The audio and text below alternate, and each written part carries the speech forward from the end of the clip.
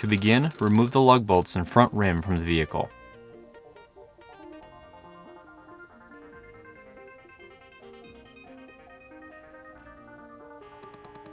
Once the wheel is off, detach any sensors or brake lines that are attached to the shock body. Simply pull the rubber grommets away from the shock to remove.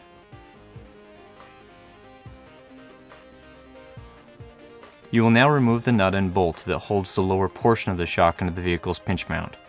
Discard this nut and bolt once removed, as this bolt is a stretch bolt from the factory, and you will need to replace these items with new OEM units when reinstalling. In order for the OEM strut to slide out of the pinch mount, use the Raceland strut spreader tool on the back side of the pinch mount.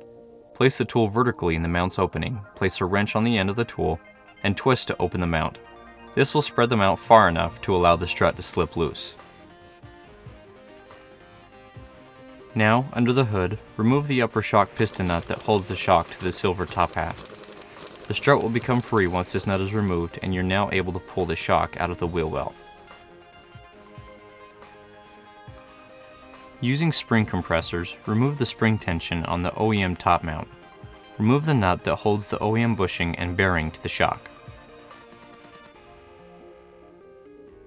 Once you have the OEM suspension taken apart, you will reuse several pieces to install the Raceland coilover. The order of these items are the Raceland coned top hat, the OEM bearing, the OEM rubber bushing, and then the OEM slim bushing nut. You will now tighten these items down completely to the coilover.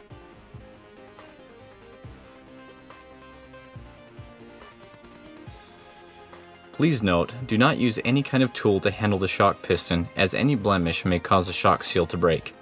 Be advised that any damage to the piston shaft via the use of tools will void the warranty of your Raceland coilovers. You will now place this unit into the wheel well and up into the shock tower.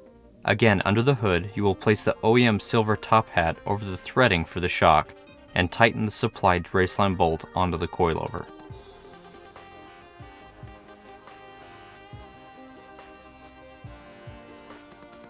Using the same technique as before, use the Raceland strut spreader tool to open the pinch mount and lift the vehicle's hub into position onto the bottom of the coilover.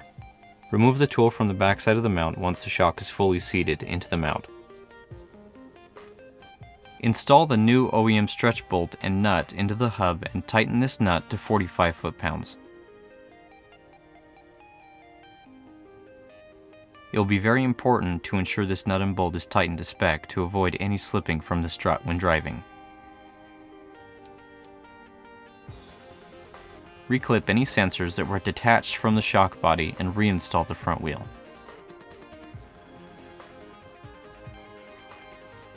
Now moving to the rear, remove the lug bolts and rim from the vehicle.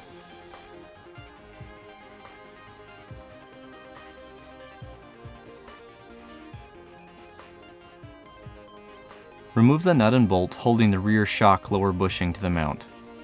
The vehicle shown in the video is equipped with an aftermarket sway bar. Your vehicle may or may not have this item, yet removal of the lower shock bolt will remain the same. Now, in the wheel well, locate the rear shock's upper mount. Remove the two bolts holding the upper portion of the shock to the shock tower. You will now be able to completely remove the shock from the vehicle.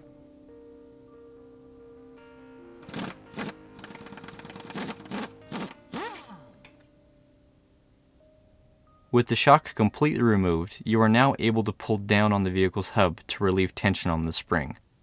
While doing so, pull the rear spring down and out to remove. With the black plastic cap removed from the top of the rear shock, remove the upper piston bolt.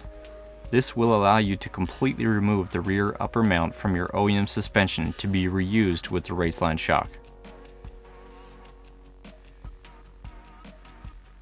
You will now install your OEM mount onto the new shock.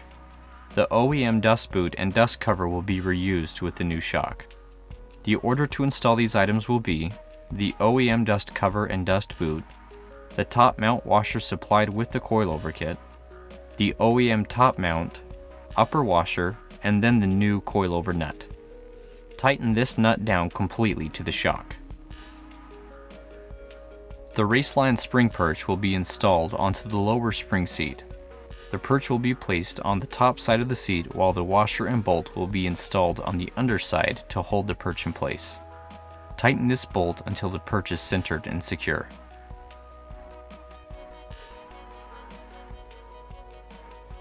With the shock fully assembled, line the OEM rear shock mount into its correct position in the rear shock tower.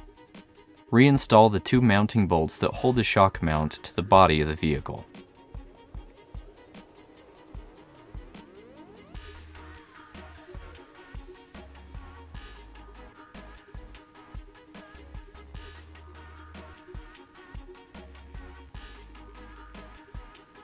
Now that the shock and spring perch are bolted to the vehicle, you will now install the spring and reinstall the lower shock bolt. It may be helpful to have another set of hands available for this step. Place the spring on the spring perch and lift up on the hub of the vehicle, ensuring that the top of the spring lines up with the top spring seat and that the lower shock bushing is sliding into its mount. Once the shock bushing is lined up, slide the bolt through the mount and reinstall the nut. The coilover setup for this side will now be complete and the rear wheel can be installed.